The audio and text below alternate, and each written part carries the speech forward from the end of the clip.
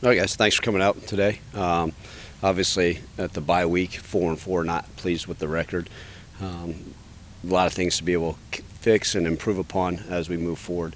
This bye week's coming at a nice time, obviously. Week 9 of the season, a chance for us to improve, but also rest and get some guys back that have been banged up this far into the season.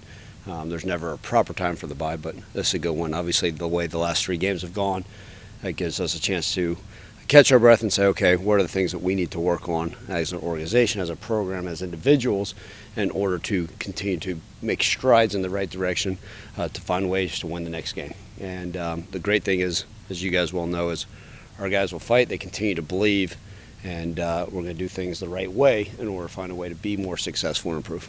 Ryan, at this point, you've got a 4-game season left. What's the approach to this last 4? Yeah, well, we are taking it 1 week at a time, and the only time I ever talked about the 4-game schedules, hey, chance to go 8-4, win a bowl game or whatever may happen, right? We've been 4-4 and played in a conference championship game in the past here as well. So, 1 game at a time, but the ability to go out there and make a statement and show what we're capable of. And so we've talked about it, even this week. And practicing, Tuesday, Wednesday, Thursday this week is how do we get better and what are the things we need to improve upon. And being consistent obviously is the number one thing. And for 4 quarters, we've shown that we're, 3 quarters of football can be a really dangerous team, but that does not matter, right? It's being able to put it on display. And so this, last 4 games, it's really a 1 week at approach time. And we're looking at this bye week, right? We're not really focused on UCF yet. We know they're a fantastic team able to come here, but a lot of focus on ourselves. Okay, what are the things we need to work on? And everybody in our entire organization, 185 people, all know stuff they need to improve upon, and we can't sit there and wait around. No, we got to act on it. Now, is there a part of, I guess like a mental break? You kind of let them unplug a little bit during this bye week? Yeah, so, Sunday we came and obviously reviewed the previous game, but we didn't practice. We didn't go on the practice field last Sunday. They're typical off day on a Monday, let them get their body back. And then we're doing modified practices Tuesday, Wednesday, Thursday this week. They'll be off Friday. They'll be off Saturday, and we'll come back Sunday. I do think it's good for them. Obviously, the coaches, go on the road recruiting last Monday, and then we'll also this Friday. But it gives the players a chance to kind of, okay, everybody needs it, right? And no matter what that looks like, but it's still dialed in and understanding, hey, it's not just, all right, time to get away. It's a chance to, okay, recollect. All right, let's come back, hopefully fresh-minded, fresh-legged, and ready to roll. Specifically, Ryan, what at this point of the season do you guys think you need to work on the most? Because it seems like there could be a lot of things at this point. You mentioned special teams, but in your mind, when you say improvement, what specifically in your mind needs to improve during this period now going into these next 4 games? Well, I think that it's the details in our assignments. And so, in the macro level, right, special teams coverage units have been very poor, right? Our kickoff coverage unit is one of the worst in the country.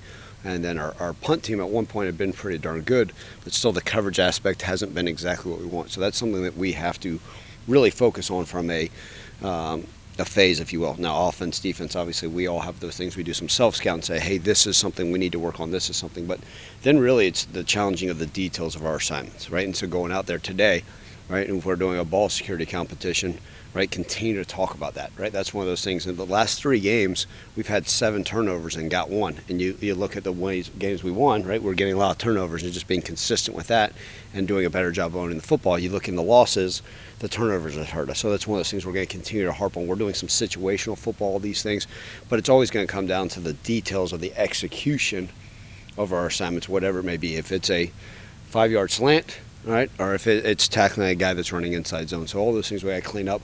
Obviously, everybody's involved in special teams. It's something we need to continue to improve.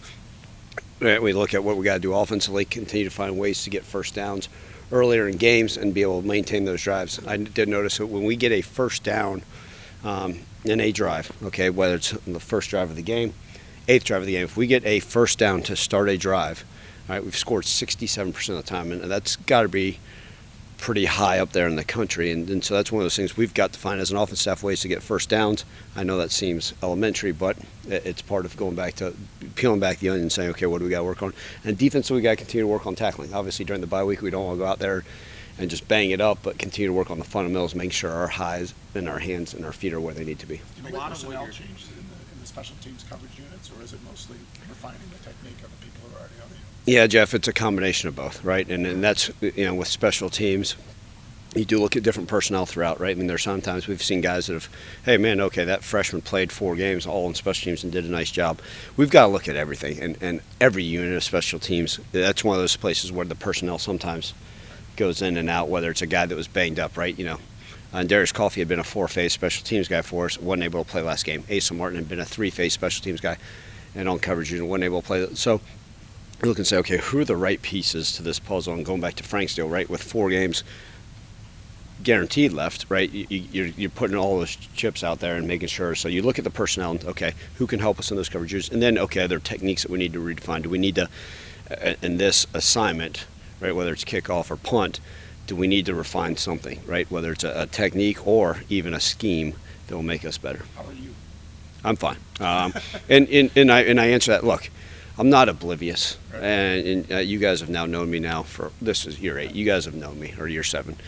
And I'm not oblivious to this record is not good enough. I get that. But with the little sleep I get when I lay my head down at night, nobody can sit there and say the Memphis Tiger football team doesn't fight, doesn't care.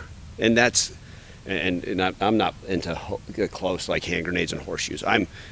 You watch our, and I go back to this, and I kind of mentioned this, I think, right in the post game, talking with Frank, is Mississippi State game. Bad deal, right? We got our butts kicked. The question was, you guys asked, Ryan, how's the team going to respond versus Navy? The guys responded and did what they were supposed to. Found a way to string some ugly wins, however you want to call it, but wins in a variety of ways, right? Offense one game, defense one game, especially.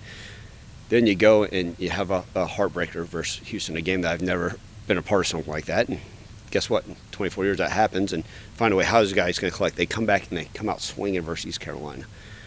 Then obviously what happened versus Tulane, if we'd come out that second half versus Tulane and we came out flat and nothing, then you'd ask me how I'm doing, I'd say, they dragged me out here and here we go. Instead, I'm good, because like anybody that came and watched our practice, I apologize that you guys weren't able to see, like the effort, the energy, the focus is there.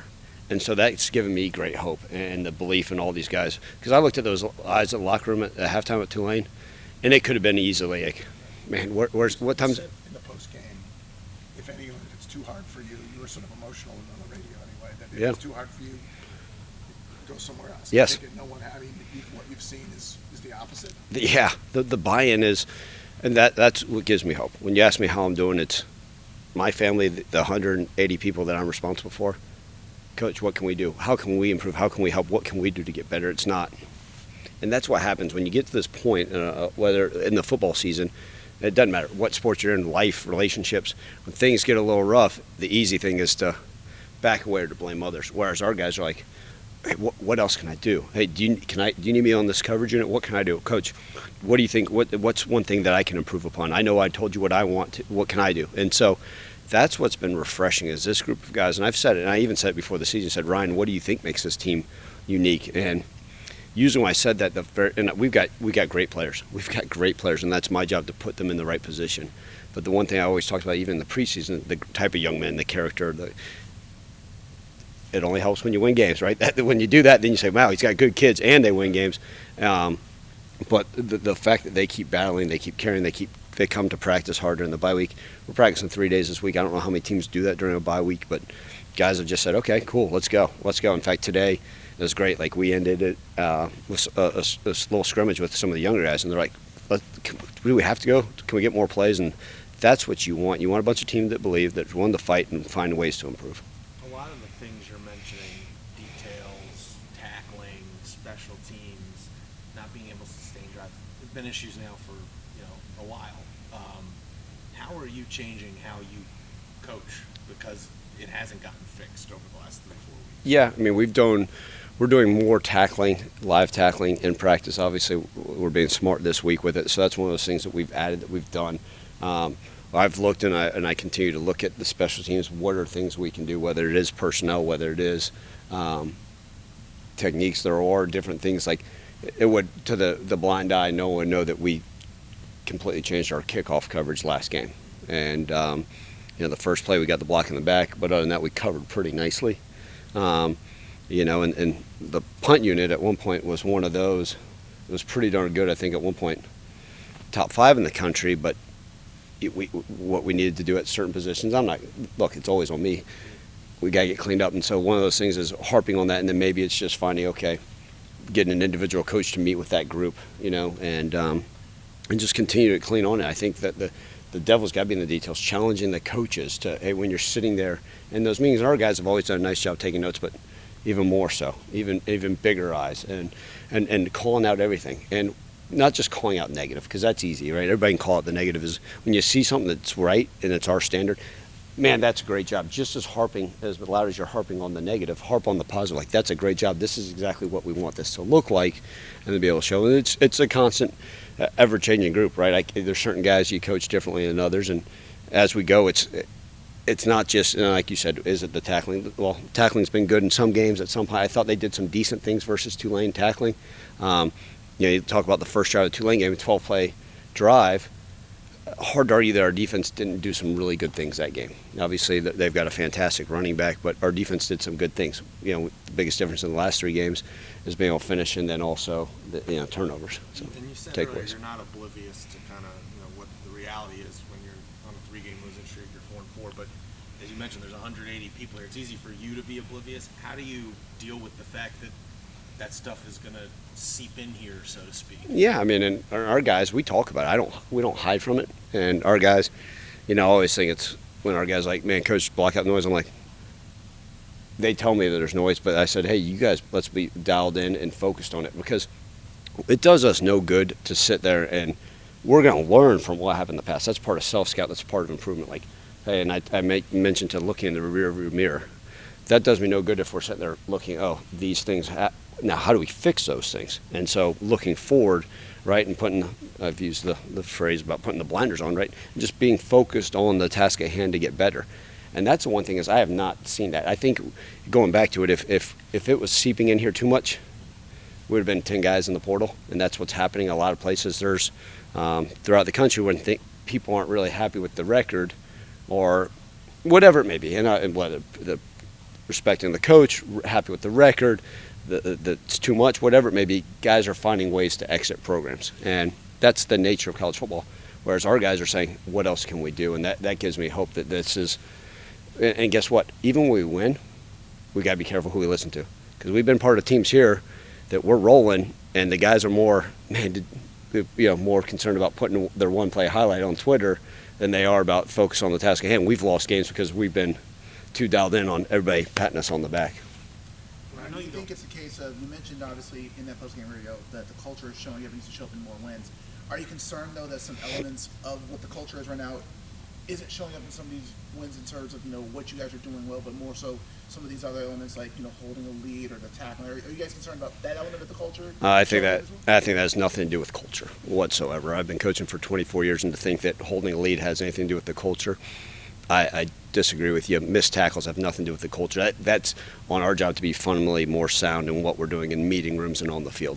The culture, I believe, is the guys, the willingness to come out and battle, the guys practicing the right way, the guys staying out of trouble, and understanding. I think the culture would be bad if the guys were coming out and saying, man, we're not doing anything wrong. Like, you gotta call better plays, and that's not it right now. So, but like I said in the post game, right, you're able to see those things, and it's had we done what we were supposed to, and especially in the Houston game, the East Carolina game, the narrative wouldn't have changed. The culture was still the same, right? It had we made a tackle on 4th and 12 when 6 guys missed a tackle. I don't know if that necessarily changes the culture. I think you get to see what the culture is really back behind the curtain and say, okay, those guys missed a tackle. It's easy to just say, man, screw this ain't going our way, or man, if I made that tackle, coach, we're not even worried about the onside kick, and so that's where I'm getting to see the positives of it. But I do think I wish the rest of it doesn't make a difference. I wish the rest of the country had the ability to see what these guys are about, and that's why we'd go back to what's seeping in is our guys, frankly, which I appreciate, our guys aren't really concerned about the opinions of people outside our family, and that's credit to them, credit to our guys that aren't. Seth feels like that's how he's wired, isn't it? And that's what makes a young man so special. Seth has not played his best games the last 3 games, but Seth will be the first to tell you. His dad's a head coach, right? And he's seen it to a certain degree, but I'm sure if Seth went on social media or whatever it is, or whatever it probably could be a lot for a 19-year-old to bear on his shoulders. But the young man's like, man, I mean, he'll be the first to say, Coach, you doing okay? Like the same question you just asked 10 minutes ago. Coach, you doing okay? Cool. Let's go. We got this. You know, and he's probably still out there throwing the football right now because he's trying to find ways to improve. And that's look, are we ever going to get 100% of the guys to not worry about no, that's in any culture, that's in any work of life, business, whatever. But you know, when you have guys like Seth Hennig and Quindell Johnson that, you know, if Quindell Johnson could sit up here and say, hey, do you believe you're going to win the next 4 games? He'd probably, without a doubt, you know, and more emphatically tell you how we are and what we're planning to do and how, and Seth and those guys that play a lot of football, those quality young men, those are the guys that are sitting there saying, yes, those are opinions. And guess what? People have earned the right to think what they want. Absolutely, right? I mean, it's not good enough. But let's shoulder that and then let's move forward. But we can't worry about that. All we can focus on is how do we get better this week and then prepare for a good UCF team. Well, I know you don't like to compare seasons or so on, compare teams, but looking at how you guys performed when your backs were against the wall last year, beating Tulane at the end of the year, you beat SMU team that you didn't think you would necessarily beat. Is there anything that the team can draw from last year's experience to kind of help you guys through what's going on right now? Yeah, Frank, I think you always want to learn from previous year's experiences. I think that helps. And I've made mention of this just because it's turned into so many different things that have occurred within college football. But the year we were 4-4, and you guys have made me mention, and I mentioned that before, and I don't mean to harp on that, right? It's an experience that's been recently. If I go talk about a year with the Vikings, you guys are going to look at me like I'm sideways. But where, you know, even last year, right, people, whether it's people doubting or things aren't looking great, how are we going to go out there and play? You know, we played versus Tulane last year, or 2 years ago, versus 62, you know, we had 62 guys on the travel squad, you know, and then you look at last year, right, things, hey, how are we going to go get to a bowl game? How are we going to do those things? And what's allowed me to continue to be able to push and try to get improvement is these guys believe that there's ways to do it. And so the guys that have been here now, it's, again, 33% new roster for the most part, understand that hope is not lost. And I think that's one of those things they can look back at, okay, hey, we can still go out there and do some things, make some noise on our own, do some damage, and go out there and one game at a time approach to this thing and find a way to get back on track. So whether it's, you know, I always say this, motivation is short-term stuff, right? Really, we got to go back to the discipline and doing what we're supposed to all the time rather than a short-term motivation of, hey, you remember from last year, an inspiration. But in the back of their minds, a lot of those guys that have seen it, had our backs against the wall, know that we always come out swinging, and that will be the mindset here for a long time. Yeah, not necessarily motivation isn't like rah-rah, but just Sure. the belief of we've seen this before, Yeah. we've done this before, this is where we failed, and just the X's and O's of what we know what to do based off the past. And I have not harped on it, but yes, I think the mature leaders, the mature guys that have been part of it, I think, yes, in their mindset, their approach, their attitude, have seen it in the past, and that will be one of those things that will allow them to continue to push and allow them to continue to find ways to get this thing going. Will this off week, I know you've been beat up in certain specific position groups especially, will this open week, I don't know specifically, but do you think you're going to get guys back because you have this open week for the UCF game? I think so, you know, and look, everybody's beat up in college football, so, you know, you sit here and say that, oh, well, you know, we you know, like we've now played, I want to say almost, I know we've played for a fact 13 guys in our secondary. And I kind of made the comment like, yeah, it's good to have depth, but we didn't want to be testing out our 13th defensive back in a game versus Tulane, but that's where we're at. I do think we'll be able to get healthier. There's still some guys with some longer-term things that may take a little bit longer that we may not get back. But I do think this will allow everybody, to get back and be, we're not going to be 100%, but yes, we'll get some guys back for the UCF game and ready to roll, hopefully, at a higher percentage of roster that's able to participate. On a different level, Ryan, this week I'm guessing it's going to be a big recruitment for you guys without games. Yeah. So what's kind of been the approach just with the last few classes? You guys obviously done a great, brought in some high-profile classes. What's kind of been the approach with recruiting the city a little bit? And what have you seen these last few cycles where and evaluating and recruiting the city a little bit? Yeah, look, first and foremost, we've been very fortunate. On paper, they've been really the highest-rated recruiting classes in program history. And Last 2 years, you mean, right? Yes, sir. Yeah, in the last 2 years have been and someone has told me, and I haven't looked at it, the recruiting ratings are very high for this year, which is great. Obviously, we know you got to hold on to guys, and we also have to continue to evaluate guys to see if they're the right fit. We see it all over the country, right? The guys no longer committed to Ohio State, but then. And no knock on Ohio State, no knock on Rhodes College, but now he's going to Rhodes College. I don't know if that young man necessarily dropped Ohio State to go to Rhodes. Rhodes is a great academic school, but you get what I'm saying. So there's a full-blown evaluation. Long-winded answer to your question is this city has a lot of talent, and we've been very fortunate. We're always going to look in our homegrown area, right, the 901, and because it's twofold. One, there's good players here. There's pride in playing for the hometown team.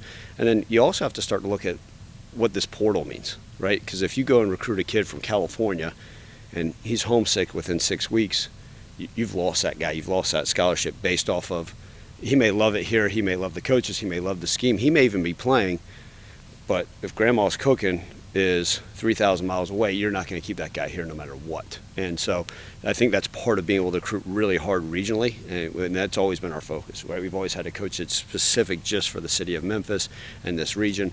Obviously, we've done a good job in Middle Tennessee with some players throughout the years.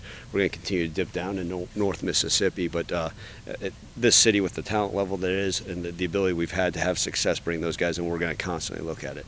Who's the guy assigned now that Coach Jones. Coach Jones Yeah, is over? and Coach Jones did a great job, obviously. Coach Dawkins has, you'd say, well, why? And obviously, I'm involved as much as I can. Got great relationships with these great high school coaches, having been here, and that's the nature of it, right? Just those contacts, and been so fortunate. We also have, a high school liaison that does a great job of reaching out, but. Coach Dawkins has now taken over this area, and it's one of those things that'll be good for him to continue to, obviously with his late arrival, continue to get to know some of these guys and meet some of them. What's been some of the challenges like the last couple of years? Obviously, with the pandemic, obviously recruiting has been a little bit tricky. I know in 2020, 2021 it was a little tricky. How has that maybe affected maybe the ability to evaluate some of these recruits now? Yeah, I think recruiting has changed wholeheartedly, completely. One, because the pandemic was the number one thing, but now everybody has access to the film, right? And so it used to be like, we can find this hidden gem over in Region X that's 20 minutes from Memphis, and nobody's going to find out about them. Now, with the ability of what they call Huddle, HUDL, and the ability to film, and everybody's filming their games and practices and highlights, it's hard to find the hidden gems. Well, we've been so fortunate is, we've had walk-ons that have come here and done a nice job and developed. But what's changed about it is now, even as FaceTime has become more popular, like last night during the bye, I got home at a decent hour, I could sit there and FaceTime with a recruit. And sometimes we've even done Zoom meetings, right? Just, hey, let's sit down. We get a chance to sit down. I can't maybe make the trip to Atlanta, so let's sit down, let's do a Zoom meeting. I can be in my office, the family can be in their living room, and be able to do some of those things. So I think all those things play a role, and they're advantageous for us because the more we can get in front of these recruits, and then also the ability to show everything we have here, with these great facilities. I think that's been as important as anything. How do we get that out? How do we do that stuff? But you're finding more and more with these recruits that they're no longer, usually once Memphis offers, they'll end up with some other offer, even if that offer is committable or not. And so that's kind of been one of those challenges, like, hey, go and see if you can commit to school X. Oh, no. Okay, well, here's why. And that speaks volumes about the people that have come before us, the staff, the job they've done of evaluating good talent. And as we continue to evaluate, people said, hey, you got this player that you was committed to you, and now all of a sudden he's getting these 5 college football playoff teams have offered him. That means we're at least evaluating the right guys. I trust Coach Saban's evaluation. He's done it at a much higher level than I have for a long time. And so I always like that, when you see, okay, Norvell, why are you offering the guys that we've offered? Well, good. I like that guy. Okay, well, hey, bud, why don't you back off? He doesn't. Tallahassee's too far. So it's been good, and then the Memphis name is still carrying a lot of weight, which is great. Like I said, I know what our record is, but I was able to get on the road on Monday. People are excited about our football. People understand. Even have players saying, "Coach, you're so close. I watched that game. I watched that. Like, man, you guys are like." Can't I want to come play for that because and I think that again it speaks volumes about those guys in the locker room. Like when you hear a recruit, when you hear a 17-year-old or a parent say, "Man, the way y'all do things," that's it's credit to everybody else, but it's great to see that that name, that the way we're able to play football is still carrying a lot of weight throughout this.